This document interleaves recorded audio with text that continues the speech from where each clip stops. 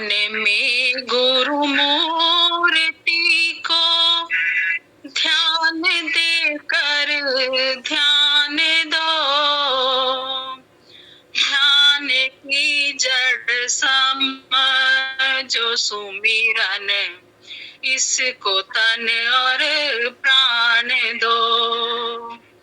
जब भजन हो मेट दो संकल्प की बातों को सब। शब्द का श्रवण करो और पुतलियों को तान दो। ध्यान में गुरु मूर्ति को ध्यान देकर ध्यान दो। ध्यान की जड़ समझो सुमिरन, इसको तन और प्राण दो। मन की दुविधा छोड़कर दृष्टि जमाओ रूप पर। मूर्ति को तीसरे तिल में सदा स्थान दो। ध्यान में गुरु मूर्ति को ध्यान देकर ध्यान दो। ध्यान की जड़ समझो सुमिरन, इसको तन और प्राण दो। ध्यान और सुमिरन भजन से लब लगाओ रात दिन। जो सुनो अंतर में उसकी और चित्त के कान दो। ध्यान में गुरु मूर्ति को ध्यान देकर ध्यान दो। ध्यान की जड़ समझो सुमिरन, इसको तन और प्राण दो। राधा स्वामी राधा स्वामी राधा स्वामी जप सदा। साधना सत्संग करने वालों को सम्मान दो। ध्यान में गुरु मूर्ति को ध्यान देकर ध्यान दो। ध्यान की जड़ समझो सुमिरन, इसको तन और प्राण दो। राधा स्वामी। राधा स्वामी। गुरुदेव जगत व्याप्तम ब्रह्मा विष्णु शिवात्मकम गुरु परतरम नहीं किंचित तस्मै श्री गुरुवे नमः। सर्वे भवन्तु सुखिनः, सर्वे सन्तु निरामयाः, सर्वे भद्राणि पश्यन्तु मा कश्चित् दुःखभाग् भवेत्। परम तत्वधार परम पुरुष पूर्णधनी मालिक कुल हजूर पुष्करनाथ जी महाराज की पवित्र आत्मा, सभी सत्संगी भाइयों बहनों माताओं बच्चों बुजुर्गों सबको राधा।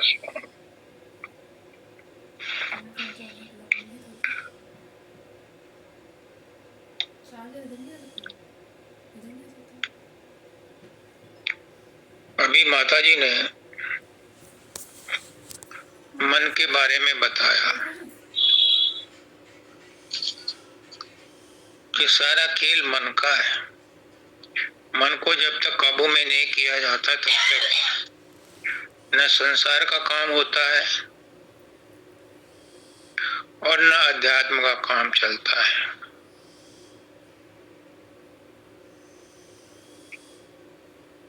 इस मन को बस में करने के लिए बड़े बड़े ऋषि मुनि, यहाँ तक के पीर पैगंबर औलिया मन को साधते साधते पटकने खा गए। ये हरेक को पटकी देता है, बड़ा बलवान है। क्यों? पुष्करनाथ जी कहते हैं हमारा मन ब्रह्मांडी मन का अंश है। जितनी शक्ति ब्रह्मांडी मन में है, ब्रह्म में है, उतनी ही हमारे इस मन में है। इसलिए ये बहुत शक्तिशाली है, किसी के बस में नहीं आता। ब्रह्म के बस में तो आता है, लेकिन जो ब्रह्म के अवतार हैं उनके बस में भी नहीं आता, क्योंकि वो शरीर धारण करके आए हुए हैं जो ब्रह्म के अवतार हैं, इसलिए उनको भी पटकने देता है। हाँ, ब्रह्म निराकार है, इसलिए ब्रह्म के साथ ये मन अटखेली नहीं करता। लेकिन जैसे ही ब्रह्म अवतार लेकर के आता है, मनुष्य रूप में स्थूल जगत में आता है, तो ये मन उसे अपने चक्कर में फंसा लेता है। इसीलिए कहते हैं कि संत सद्गुरु जब सत्यलोक से या अलग अगम अनामी से अपने जीवों को उद्धार करने के लिए आता है, तो वो निर्बंध होता है और बंधुओं को छुड़ाने आता है। लेकिन जैसे ही वो शरीर में आता है, वो भी बंधन में बंध जाता है। क्योंकि वो सत्य पुरुष से जुड़ा हुआ होता है, वो समझ जाता है, वो उसमें लिप्त हुआ सा लगता है, लेकिन वो उससे अलग रहता है। हमें दिखता है कि वो खाता भी है, पीता भी है, शोक भी करता है, लेकिन अंदर में वो अपने आप में ठहरा हुआ होता है, अपने आप में स्वतंत्र रहता है। तो जो भी ब्रह्मांड में आया और ब्रह्मांड से नीचे उतर करके स्थूल जगत में आया, उसे मन बाय डिफॉल्ट परेशान करेगा ही करेगा। लेकिन समझने की बात है, आपके नहीं, मेरे समझने की बात है। ये सत्संग गुरुदेव मुझे ही दे रहे हैं, आप लोगों को नहीं दे रहे। सत्संग तो गुरुदेव ही दे रहे हैं और मेरी समझ को बढ़ाने के लिए दे रहे हैं। मन भी 3 प्रकार के हैं, यानी 3 हिस्से हैं मन के। किस मन को पकड़ोगे, किसको सुधारोगे? पहले ये तो पता चले कि हम कौन से मन के जेल में हैं। भारतवर्ष में जाना कितनी जेल होंगी, पहले ये तो पता चले कि हमारा संबंधी कौन सी जेल में, तभी तो कोर्ट में अपील करी जाएगी कि हमारे कैदी को छोड़ दो। तो हमारे इस जगत में जब हम आते हैं तो 3 मन हमारे साथ लग जाते हैं।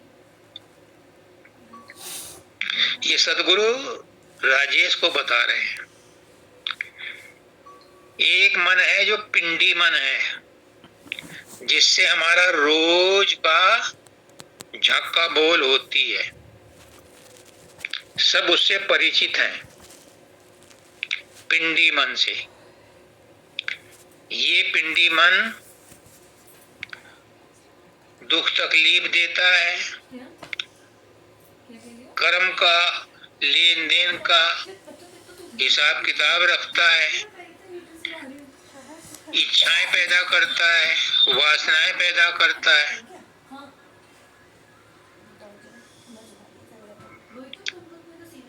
यही हमें खुशी प्रदान करता है, हालांकि वो टेम्परेरी होती है।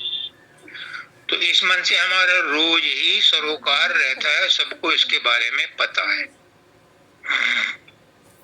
एक दूसरा मन है अंडी मन, जो अंड में रहता है। अंड, पिंड, अंड, ब्रह्मांड, तीन हुए। तो अंडी मन जो है, मैं पहले कहता था कि आंखों के नीचे हमारा पिंडी मन है, और आंखों से ऊपर हर जहां से बाल शुरू होते हैं यहां तक हमारा ब्रह्मांडी मन है, और उससे परे मन का राज्य नहीं है। शून्य में, महाशून्य में मन का दखल नहीं है। तो जो दूसरा मन है वो अंडी मन है, अंड में रहता है। ये शरीफ है, ये हमें परमात्मा तक पहुंचाने का रास्ता बताता है।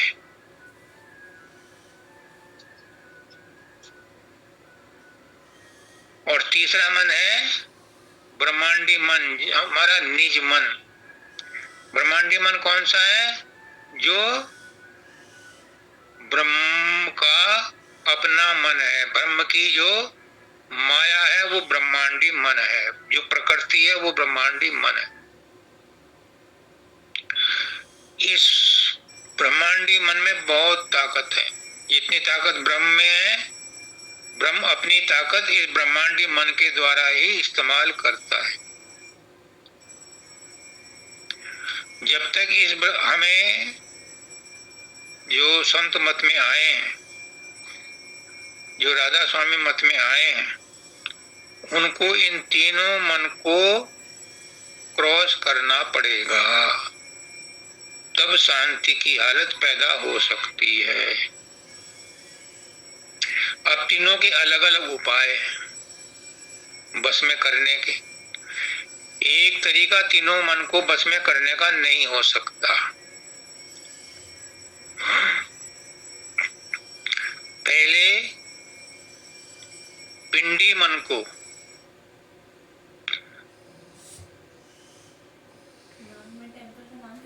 अभी जो प्रेम सुख ने शब्द पढ़ा कि दीनहीन शरण में आया कीजिए आप सहाय। अब दीनहीन बनकर के हम गुरु की शरण में तो आ गए। गुरु ने हमें नामदान भी दे दिया तरस खा करके, क्योंकि गुरु दयालु है, कृपालु है।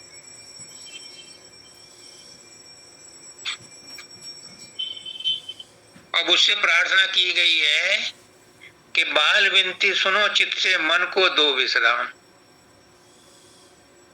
गुरु से यही प्रार्थना की गई है कि हमारे मन को विश्राम दो, क्योंकि अगर मन को विश्राम मिलेगा तो आत्मा इसके चंगुल से छूटेगी, नहीं तो जड़ चेतन की गांठ लगी हुई है। जन्म जन्मांतरों से 84 लाख योनियों में भुगतते भुगतते ये दिन आ गई, सुबह से शाम हो गई, शाम से रात हो गई, रात से फिर सुबह आ गई, इससे छुटकारा नहीं मिला। तो जो पिंडी मन है, इससे छुटकारा पाने के लिए संत क्या कहते हैं? कहते हैं नाम का सुमरन करो। पिंडी मन नाम के सुमरन से साफ होगा, शांत होगा, स्थिर होगा। और जो अंडी मन है उसके लिए कहते हैं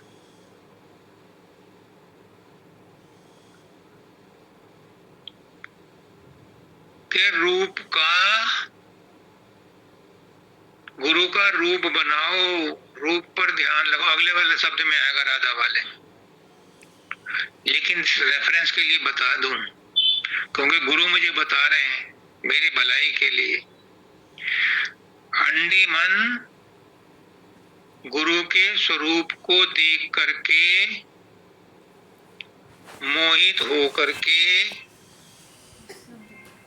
रास्ता सुलभ करता है, सुखाले से चलने देता है। और ब्रह्मांडी मन को बस में करने के लिए संत कहते हैं, सोता मन कस जागे बाई सो है करूं बयान। स्वामी जी महाराज कहते हैं क्या कि इसको बस में करने के लिए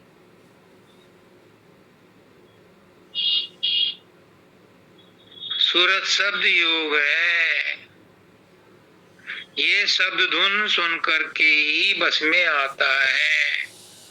ये 5 पन वाला नाग है और नाग बस में आता है बीन सुनने के बाद। बीन जब सपेरा बीन बजाता है तो सांप बस में आ जाता है।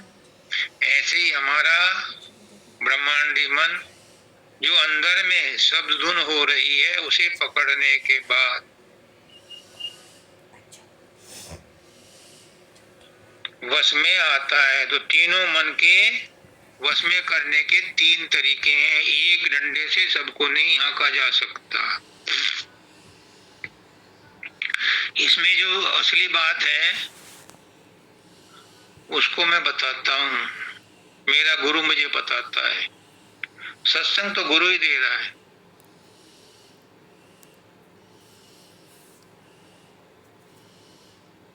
ये कहते हैं ज्ञान नहीं, निर्वाण नहीं, अनुमान से नहीं काम, शब्द का दे आसरा प्रभु बख्श दीजिए नाम। ये तुम्हारी समझ में नहीं आएगा क्योंकि टिपिकल लैंग्वेज है और टिपिकल साधन है। लेकिन इसी बात को दाता दयाल ने एक और शब्द में कहा है, वो जरा प्रेम का शब्द है। तो वहां पर भी यही बात कही गई है, वो शायद समझ में जल्दी आ जाए। मैं अपना अनुभव बता रहा हूँ, आप लोग तो जानकार हैं, आपको तो जल्दी समझ में आ जाएगा, मुझे देर में आता है। तो मैं अपना ही बात बता रहा हूँ। वो शब्द है, तू दयाल है दया की मूरत, तेरी दया का दान मिले। यहाँ विनम्र होकर के, दास होकर के, भक्त होकर के, प्रेमी होकर के प्रार्थना की जा रही है। वहां पर भी दीन होकर के कहा है, दीनहीन शरण में आया कीजिए आप सहाय। लेकिन वहां थोड़ा सा रूखापन है उस शब्द में।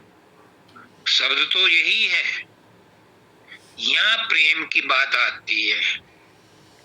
तू दयाल है, ये कहते ही मन में एक प्रेम भावना जागृत हो गई। तू दयाल है, मैं दीन हूं, इसमें कोई शक नहीं है, लेकिन तू दयाल है। तो ये कहते ही गुरु दयाल हो जाता है। वो तो दयाल है ही, लेकिन हमारे मानने से वो हमारे ऊपर दया बरसाता है। वो तो सामान्य दया तो सभी पर बरस रही है, लेकिन जब हम कहते हैं तू दयाल है तो फिर उसकी विशेष दृष्टि हमारी तरफ आ जाती है। तो इसमें कहा है ज्ञान के 3 रूप हैं स्वामी, अनुभव है उनकी चोटी, शब्द मिले अनुमान मिले, अनुमान के साथ प्रमाण मिले।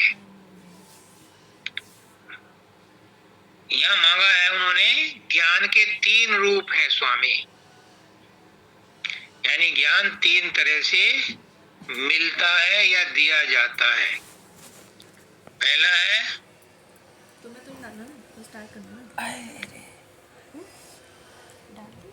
प्रमाण मिले।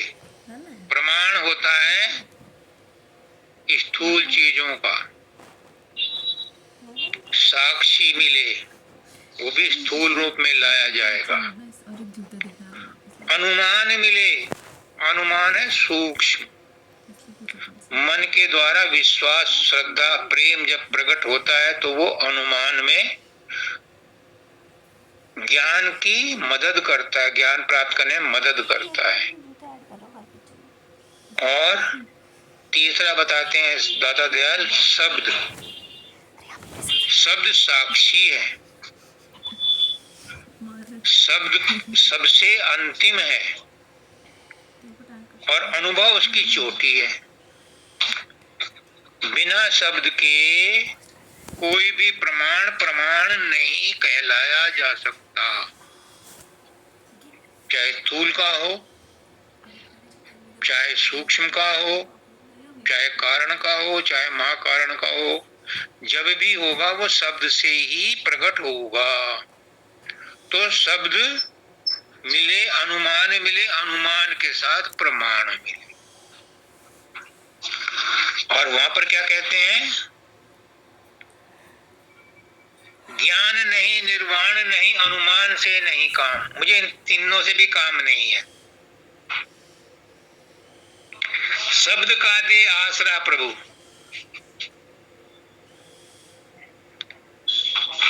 मुझे प्रमाण, अनुमान इनसे ताल्लुक नहीं है।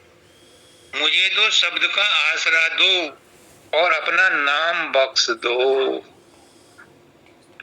अब नाम क्या है? नाम नाम सब कोई कहे, नाम न चीने कोई, और 8 पहर भी ना रहे, नाम कहावे सोय। नाम अपने आप की अवस्था है, अपने आप में गुम होने की अवस्था। ये चौथी अवस्था है। वो कौन सा नाम है? मानव दयाल जी कहते हैं, राजेश, राधा आदि सूरत का नाम, स्वामी आदि शब्द पहचान।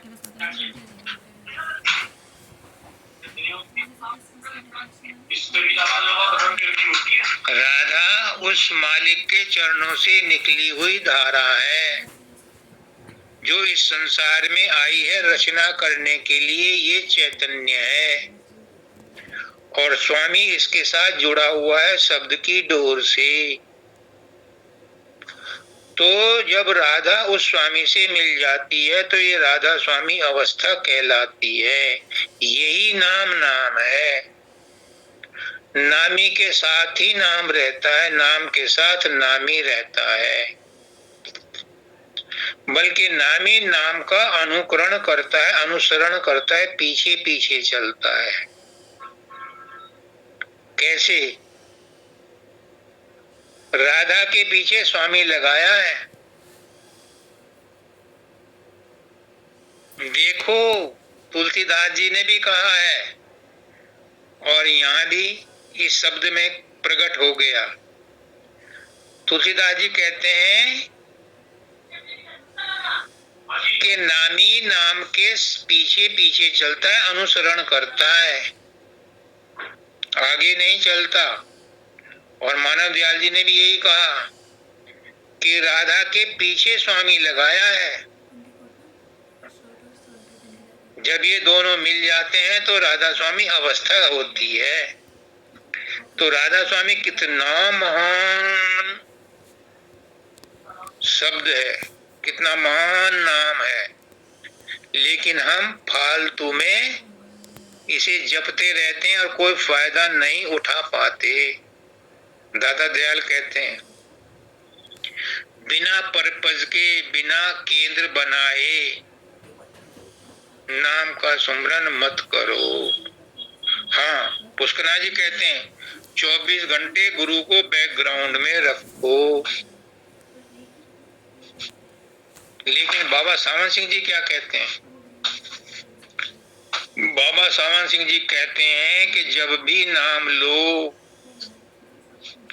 अपनी सूरत को, अपनी तवज्जो को तीसरे तिल पर टिकाए रखो और ऊपर की तरफ खींचो, तब नाम लेने का फायदा है।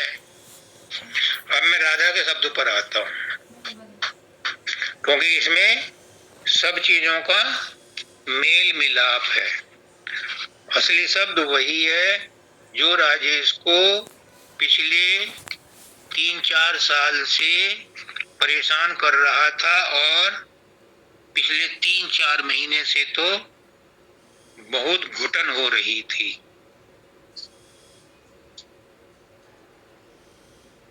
तो जहां necessity is mother of invention, जहां तड़प है उसे बुझाने के लिए, उसकी पूर्ति करने के लिए वो मालिक हर समय मौजूद है। मालिक कहीं बाहर नहीं है, गुरु कहीं बाहर नहीं है, वो हमारे अंदर ही है। तो मुझे भी बहुत तड़प थी कि कैसे इस गुत्थी को सुलझाऊं। तो गुरु ने अंतर में सहारा दिया और ये शब्द निकल करके आया, क्या? ध्यान में गुरु मूर्ति। ध्यान ध्यान सब करते हैं। आज तो मेडिटेशन डे भी है इंटरनेशनल। बड़े बड़े संत महात्मा, गुरु, सदगुरु, परम गुरु आज देश विदेश में ध्यान के ऊपर चर्चा कर रहे हैं, बड़े बड़े लेक्चर दे रहे हैं। वंदिता से भी मेरी बात हुई थी, ये भी YFT में है, योगा फिटनेस ट्रेनर। अच्छा है ध्यान करना, लेकिन ध्यान अपने आप में लंगड़ा है। इसके आंखें तो हैं पर ये चल नहीं सकता।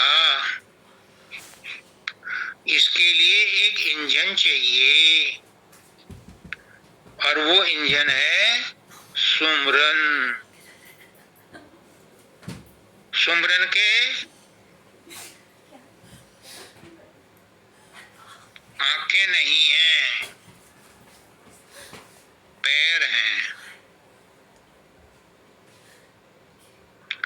तो सुमरन से देखो और ध्यान से चलो तो मंजिल तय होगी। खाली ध्यान करने से काम नहीं चलता। सिद्धि शक्ति तो मिल जाएगी, लेकिन ऊंची मंजिलों पर नहीं पहुंचा जा सकता। ऐसे ही खाली सुमरन करने से, बाबा शब्दानंद जी कहते थे, करते रहो, जपते रहो, हरमो खरमो बार राधा स्वामी, कुछ नहीं मिलने का।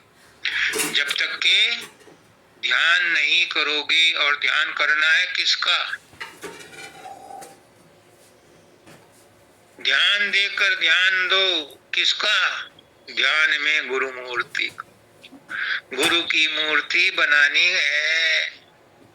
बिना मूर्ति बनाए, बिना केंद्र बनाए ध्यान नहीं हो सकता, और सुमरन भी वहीं टिकेगा जहां गुरु मूर्ति बनेगी। कहते हैं कि तीसरे तिल पर सुमरन को करो, लेकिन तीसरे तिल पर अगर सिंसियरली सुमरन करते हैं तो वहां गुरु मूर्ति बन जाती है। और मैं ही नहीं कह रहा, दादा दयाल खुद कह रहे हैं अगली लाइन में। हो सकता है मैं गलत हूं, पर दादा दयाल गलत नहीं हो सकते। वो कहते हैं ध्यान की जड़ समझो सुमरन। अगर ये जरूरी ना होता, वो अंधे और लंगड़े वाली कहानी ना बनती, तो दादा दयाल को ये लिखने की जरूरत नहीं थी। वो तो ज्ञान के अवतार थे। ध्यान की जड़ समझो सुमरन, इसको तन और प्राण दो। सुमरन को जब तक पक्का नहीं करोगे, राजेश की तरह 42 साल ऐसे ही ढपली बजाते रहोगे, आगे रास्ता नहीं मिलेगा।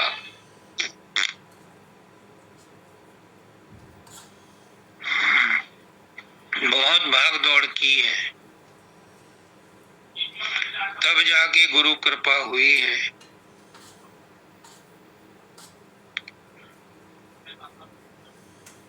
कहते हैं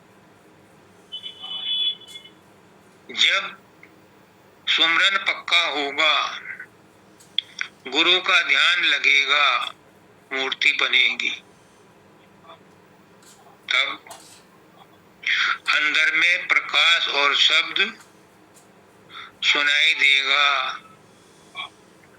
जब ऊपर विल पावर बढ़ेगी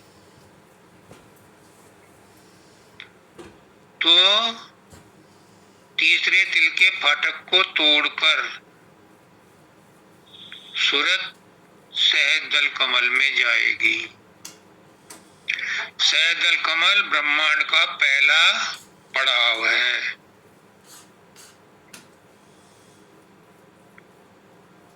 सहज दल कमल में जाते ही कर्मों का लेखा जोखा समझ में आने लगता है।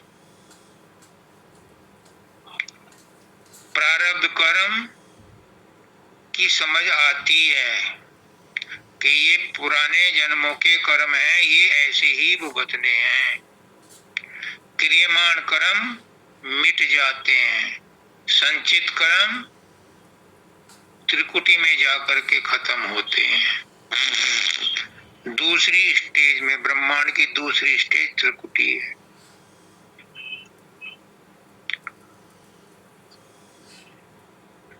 वहां पर जो शब्द सुनाई देता है उसको कहते हैं भजन करना। वो जो सूरत उस शब्द को सुनती है, उसमें लय होती है, तो वो ब्रह्मांड को पार करके आत्म पद में पहुंचती है। उसके बाद महासुन और भंवर गुफा को पार करके सतलोक पहुंचती है। ये प्रोसेस कंपलसरी है। मानव दयाल जी कहते हैं कि संत सदगुरु वक्त की ये ताकत है कि किसी भी अपने विशेष प्रेमी को बंद डब्बे में बिठाकर महाशून्य में पहुंचा दे, यानी बीच की सीढ़ी तय ना करनी पड़े। लेकिन किसी किसी विशेष को करता है। जैसे मेरे आंखों देखी बात है, कानों सुनी बात है। पुष्कर नाथ जी ने बताया कि उन्होंने अपने गुरु से पूछा कि महाराज जी ये शब्द का खुलना, प्रकाश का खुलना क्या है? तो उन्होंने उनके यहाँ तीसरे तिल पर हाथ रखा, अंगूठा ऊपर तक ले गए, जा तेरा शब्द भी खुल गया, प्रकाश भी खुल गया। तो वो कहाँ ले गए?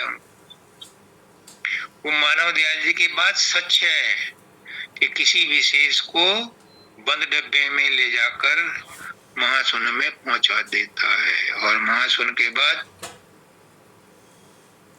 सतलोक में पहुंचा देता है। अब आगे जो कॉमन चीज है उस पे आता हूं। मन की दुविधा छोड़कर तीनों चीजों में बात आ गई। माता जी ने कहा वो भी मन के ऊपर था, जो शब्द पढ़ा प्रेम सुख ने वो भी मन के ऊपर था, और यहाँ पर इस राधा के शब्द में भी मन की दुविधा छोड़कर सब मन की प्रभुताई साधो, सब मन की प्रभुताई। वंदिता ने अभी शब्द गाया। तो मन की दुविधा छोड़कर दृष्टि जमाओ रूप पर। रूप पर जब दृष्टि जमाओगे तो मन की चंचलता कम होगी। ये व्यवहारिक है, रहने की बात है, ये बातों का पुलाव नहीं है, ये कथनी और कहने का सवाल नहीं है, ये करने का भेद है, नहीं बुद्धि विचार और बुद्धि तज करनी करे तब पावे कुछ सार। और करनी क्या है? बाबा शब्दानंद जी कहते हैं कि गुरु की आज्ञा में रह करके जो भी कर्म करोगे वो करनी है, उसका फल तुम्हें नहीं भुगतना, वो कर्म गुरु का है, परफेक्ट ही होगा, क्योंकि गुरु आज्ञा में रह करके किया है। आपका उसमें कोई स्वार्थ नहीं है, कोई आसक्ति नहीं है, कोई हैपना नहीं है, कोई अहंकार नहीं। और क्या कहते हैं? मूर्ति को तीसरे तिल में सदा स्थान। मूर्ति पूजा का खंडन संत मत में भी नहीं है। कहने को कहते हैं कि संत मत में मूर्ति पूजा का खंडन है, लेकिन किस दृष्टिकोण से कहते हैं? वो उस दृष्टिकोण से कहते हैं कि मूर्ति को पूज करके मूर्ति तक ही सीमित मत रहो। इससे यहाँ तक तो खंडन करते हैं, लेकिन कहते हैं उस मूर्ति को पूज करके मूर्ति को अपने अंदर में प्रकट करो, उससे रास्ता लेकर के अंदर में चढ़ाई करके मूर्ति से परे जाओ, यानी ब्रह्मांड से परे जाओ। मूर्ति किसने बनाई? मन ने बनाई, तो मन से परे जाओ। यहाँ मूर्ति का मंडन है, खंडन नहीं है। ये राजेश के लिए कहा जा रहा है, गुरु राजेश को सत्संग दे रहे हैं।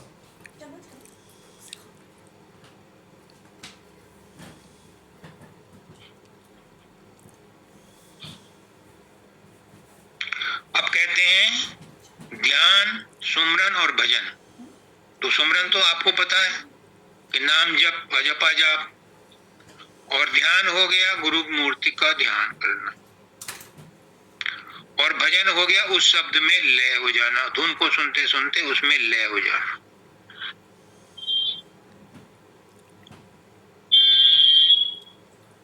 लव लगाओ रात दिन, उसमें इस अभ्यास में रात दिन झोंक दो। एक जन्म में भी अगर काम पूरा हो गया तो भी गनीमत है। 40-42 साल कोई मायने नहीं रखते, जन्म जन्मांतरों के कर्म हैं। अगर एक जन्म में कट गए तो भी अच्छा है।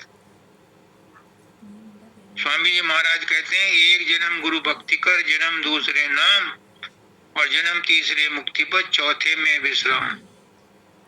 4 जन्म की बात कही है, लेकिन मानव दयाल जी कहते हैं कि एक जन्म में ही चारों जन्मों का काम पूरा हो सकता है। गुरु करवा देता है, बशर्ते कोई जिज्ञासु मिले जो तन मन धन अपने गुरु को अर्पण कर दे, गुरु की आज्ञा में रह करके बरते।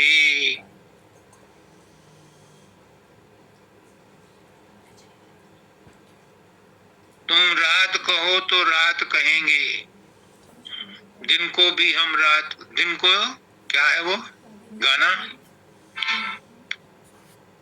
तुम अगर दिन को रात कहो तो रात कहेंगे। हाँ सुना?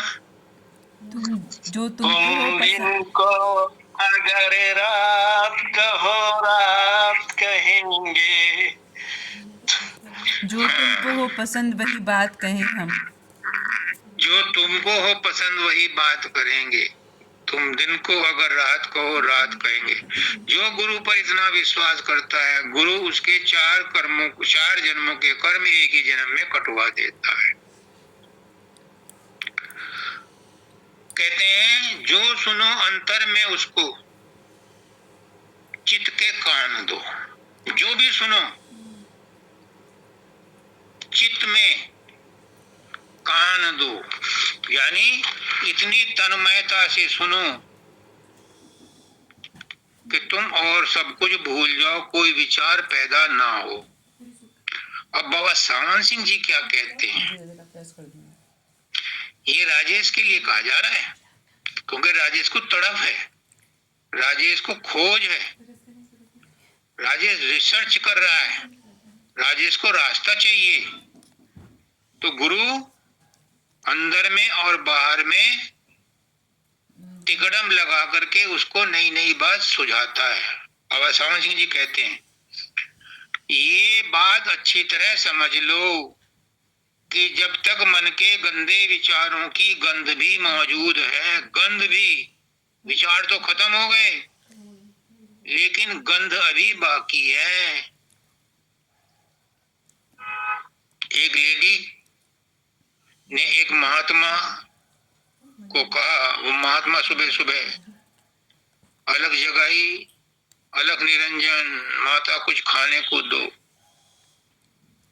तो माता ने उस समय तो जो कुछ उसके पास था उसे दे दिया और कहा कि बाबा मुझे आपसे कुछ पूछना है, मैं कल आपको खाने का इंतजाम करूंगी, तब मुझे मेरी जिज्ञासा का समाधान करना। बाबा बड़े खुश, अगले दिन पहुंचे, उसने अपना रसोई बना रखी थी, खाना खिलाया। बाबा ने उसे कहा, उस लेडी ने उनसे एक प्रश्न पूछा कि मुझे मुक्ति का साधन बताओ। बाबा ने कहा बताऊंगा, तेरा खाना खाया है, इसका कर्जा उतारूंगा। उसने कहा मेरे कमंडल में खीर डाल दो, फिर बताऊंगा। उसने कहा कमंडल में तो गोबर लग रहा, तो माई से साफ कर दे। उसने गोबर निकाल के बाहर फेंक दिया, फिर उसे सूंघा तो उसमें बदबू आ रही थी। उसने उसे राख से मांजा, फिर जब उसकी खुशबू दुर्गंध निकल गई तो उसमें डाला खीर। तो बाबा ने कहा माई तुझे मुक्ति का साधन तो बता दूं, लेकिन अभी तेरे कमंडल में गोबर भरा है, पहले इसे साफ कर ले। पहले मैं तुझे नामदान दे रहा हूं, तो इसका जाप कर ले, तेरा मन धीरे धीरे साफ हो जाएगा तो तुझे मुक्ति का साधन भी बता दूंगा। तो बाबा सावन सिंह जी क्या कहते हैं, ये बात अच्छी तरह समझ लो कि जब तक मन में गंदे विचारों की गंध भी मौजूद है, तब तक शब्द धुन अंदर में प्रकट नहीं होगी। ये राजेश के लिए कहा गया है। राजेश बहुत तड़पता था, उसे कहीं कोई सहारा नहीं मिलता था। जब काबिल गुरु थे तो ये जिज्ञासा पैदा नहीं हुई, और जिज्ञासा पैदा हुई तो साकार गुरु प्रकट नहीं है, तो फिर वही साकार गुरु निराकार बन करके अब उनको समझा रहे हैं। बाबा सावन सिंह जी मेरे सामने थोड़ा ही ना आए, उन्होंने जो कहलवाया है वो बता रहा हूं कि राजेश के लिए क्या कहलवाया। तब तक सब धुन अंदर में प्रकट नहीं होगी, और अगर राजेश की तरह से किसी ने सब धुन जबरदस्ती प्रकट कर ली है तो वो उसे ऊपर नहीं खींचेगी। फिर कहते हैं राजेश तुम्हारी सफाई का प्रबंध हो रहा है, समय की गिनती मत करो, बहुत बड़े कठोर कर्म हैं जो कटवाए जा रहे हैं। ये हर एक की मानसिक स्थिति पर निर्भर करता है कि किसको कितना समय लगता है और किस तरह से उसके कर्म कटवाए जाते हैं। जिनके अच्छे कर्म हैं उनको 4-6 महीने में ही सब धुन खींचने लगती है। जिनके बुरे कर्म हैं, जिनके कठोर कर्म हैं, उनको और ज्यादा समय लगता है। वो कहते हैं बाबा सावन सिंह जी, आपको आत्मा की दोनों शक्तियों का इस्तेमाल करना चाहिए। दो शक्ति कौन सी हैं? निरत और सुरत। निरत देखने की शक्ति है, निर्णय करने की शक्ति है, और सुरत सुनने की शक्ति है। तो उन्होंने और राजेश को क्लियर करने के लिए बारीक रूप से समझाया। जब तुम शब्द सुनने की शक्ति का प्रयोग करते हो, तब एक केंद्र पर देखो और शब्द धुन को सुनो, जैसे कि वो धुन उसी केंद्र से आ रही है। अड़गम सड़गम अनाप शनाप मत करो। 42 साल तक करते आ रहे हो, अब सुधर जाओ। एक केंद्र पर स्थिर हो जाओ और ये सुनो, ये समझो कि ये इसी केंद्र से आ रही है। फिर अपनी तवज्जो को आंखों के केंद्र के पीछे टिका दो और उस केंद्र पर बैठे हुए ही उस शब्द को सुनो। तो तुम्हारी सूरत शब्द के आमने सामने आ जाएगी। सीपी का मुंह खुल जाएगा और स्वाति की बूंद उसके मुंह में गिर जाएगी। तुम्हारी सूरत को शब्द खींच लेगा। ये बाबा सानंद सिंह जी ने कहलवाया है। तो वो कहते हैं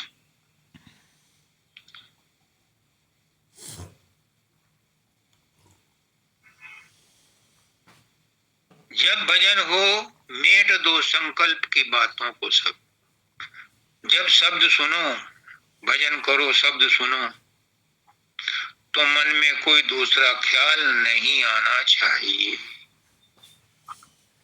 एक बार धाम पर हमारी शीला माता जी, शीला द्विवेदी जी सत्संग दे रही थी, तो मुझे पुष्करनाथ जी ने कहा कि इनसे ये पूछो, ये पूछो, ये पूछो। मैं पूछता रहा तो उन्होंने कहा कि तुम बीच में कौन हो पूछने वाले? ये मेरे और मेरे गुरु के बीच की बात है, तुम बीच में क्यों आते हो? देखो कितना ऊंचा भाव है। मेरे और मेरे परमात्मा के बीच में दूसरा क्यों आया, कौन आया? पति और पत्नी के बीच में दूसरा क्यों आए?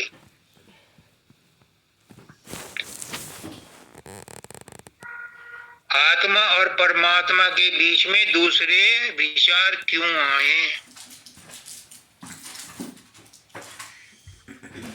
गुरु और शिष्य के बीच में मन क्यों आए?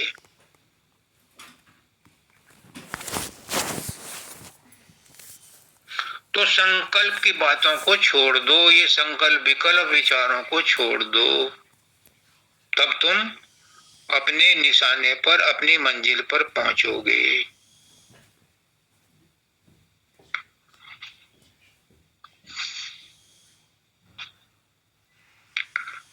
जो सुनो अंतर में उसकी ओर चित्त को ध्यान दो। जो तुम सुनो, सुनते हैं 90% आदमियों को जो सत्संगी हैं,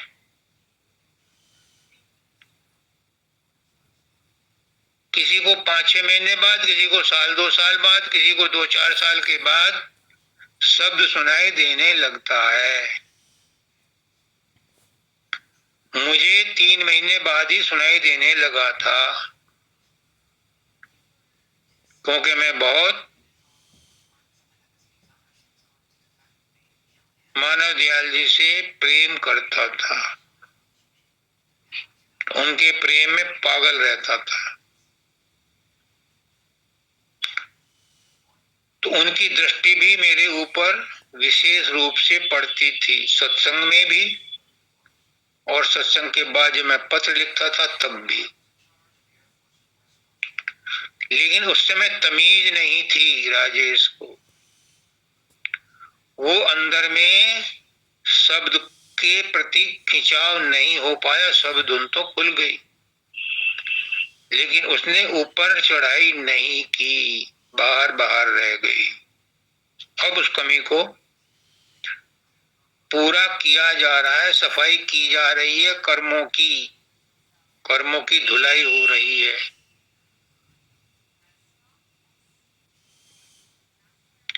जो सुनो अंतर में उसको, उसे अंतर में चित दे करके, अटेंशन दे करके, तवज्जो दे करके सुनो, क्योंकि वही तुम्हें तुम्हारी मंजिल पर पहुंचाएगी और वही तुम्हारा असली गुरु है। ये शब्द ही गुरु है। ये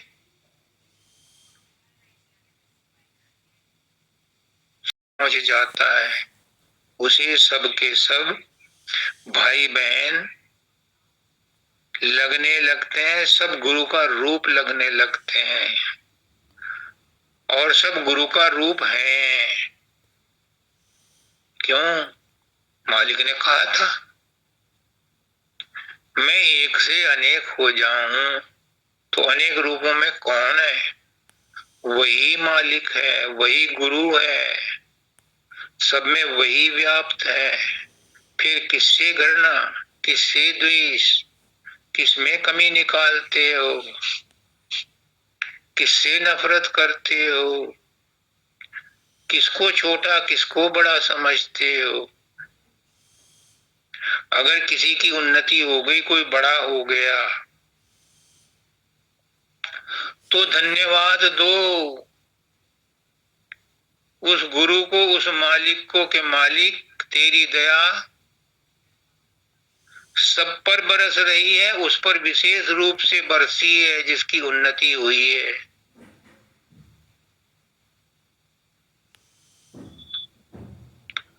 तो आपके ऊपर भी वो मेहर बरसेगी, क्योंकि आपका दृष्टिकोण विस्तृत हो गया है, सबके अंदर आप परमात्मा को देखने लगे। अगर कोई गलत काम कर रहा है या किसी ने तुम्हारा नुकसान किया है या कोई गाली गलौज देता करता है या शराब मांस खाता है, तुम उसको भी बुरा मत कहो। कबीर साहब कहते हैं कबीरा निंदक ना मरे, जीवे आज जुगात, हम तो सदगुरु पाइया निंदक की सौगात। तुम उसकी भी ना निंदा करो ना स्तुति करो, ये मान के चलो कि परमात्मा ने उसे वैसा ही बनाया है, उसके वैसे ही कर्म कटने हैं, इसलिए मालिक की रजा में राजी। तू जो कुछ करता है भले के लिए करता है, जो करी है गुरु करी है, जो करी है भला करी है। जब सबके प्रति ऐसा दृष्टिकोण हो जाता है तो सब में वो प्रभु नजर आता है। फिर न राग न द्वेष, न कष्ट न क्लेश, न निंदा न स्तुति, न मान न अपमान, न जय न पराजय, न लाभ न हानि, सब में सम रहता है। और जो सब में सम रहता है बस वही जीवन मुक्त है। देखा है मैंने ऐसे संतों को, मेरे पुष्करनाथ जी थे, मैंने शब्दानंद जी को देखा है, कैसे पेड़ के नीचे खटिया पर नीम के नीचे बैठे हुए पंखा झलते रहते थे, अंदर एसी लगा था उसको नहीं चलाते थे।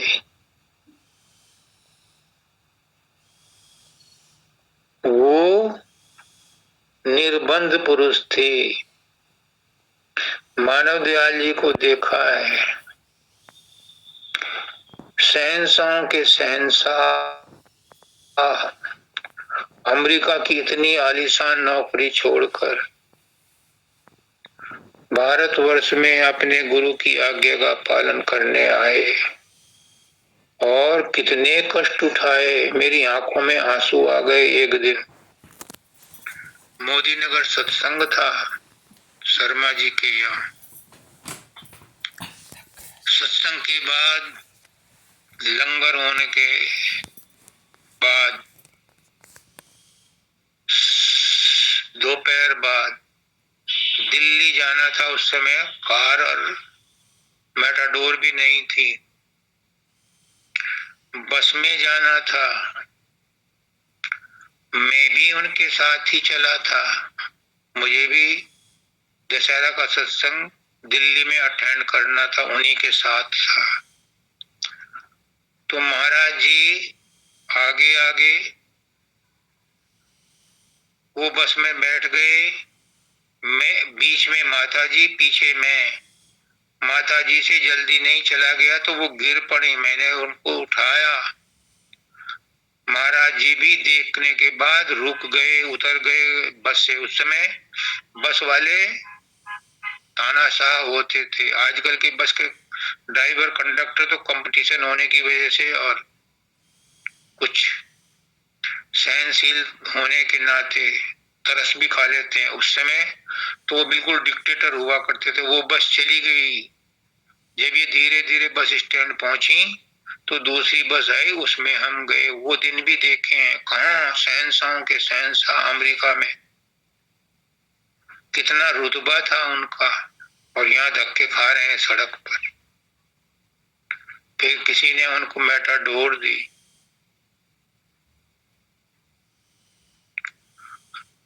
लेकिन वो निर्बंध पुरुष थे। देखा है मैंने उन्हें फरीदाबाद में, अपने आप में गुम अवस्था में रहते थे। उनको परवाह नहीं थी, कोई आए उन्हें मिले, उनके पैर छुए, उनको की सेवा करे। धन्य है वो दोनों हस्ती जो उनकी देखभाल करते थे, पुष्कर नाथ जी और मंगल देव जी।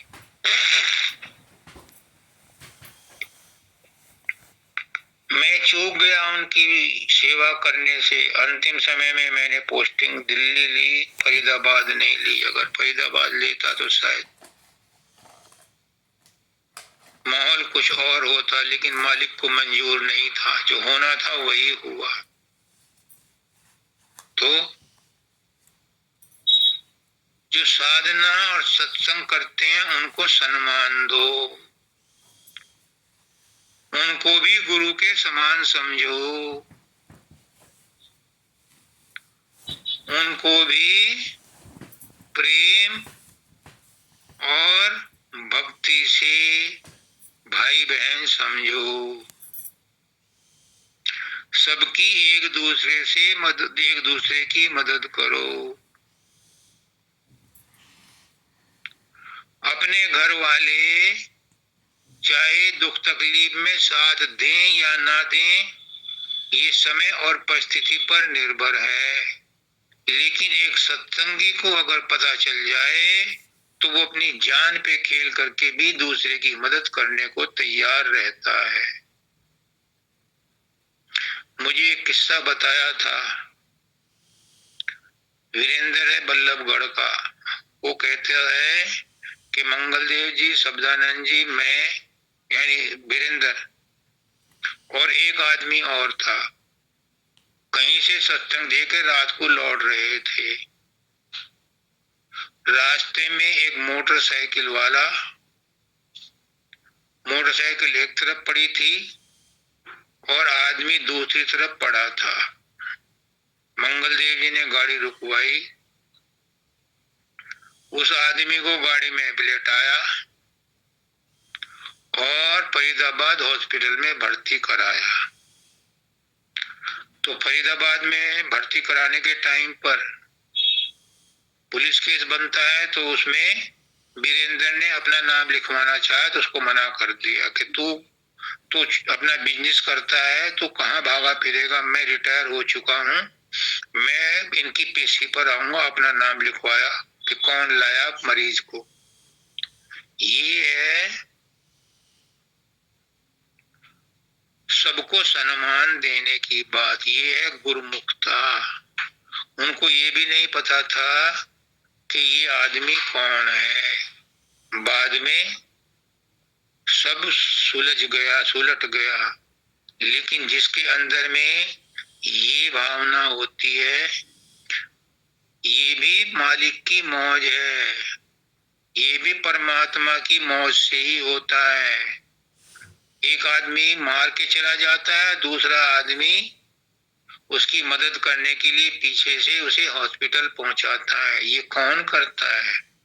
ये वही मालिक करता है। जो मार के चला गया, उसके भी पुराने जन्म के कोई ऐसे ही कर्म थे।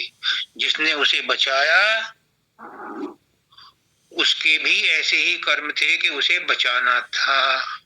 तो इसलिए उस मालिक पर भरोसा रखो। जो भी हो रहा है अच्छे के लिए हो रहा है।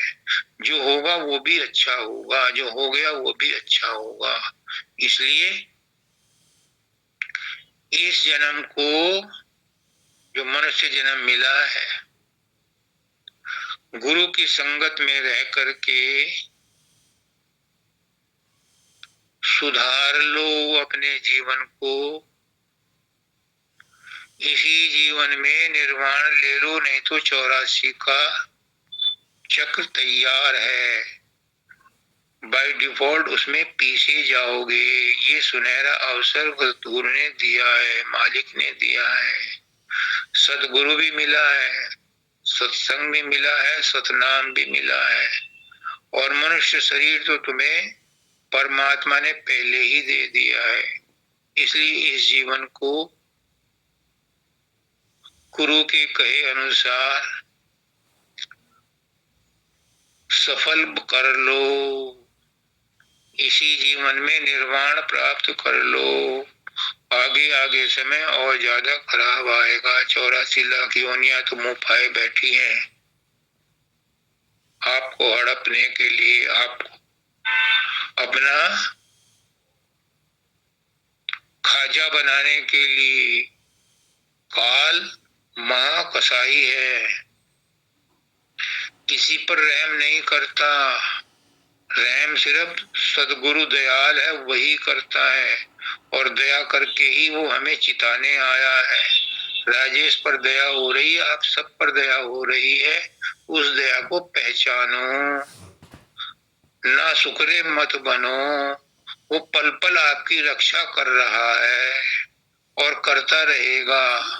उसने नहीं भुलाया, हमने ही उसे भुला रखा है। इसलिए उसे सुबह शाम याद कर लिया करो, कभी उसका धन्यवाद कर दिया करो। सबको राधा।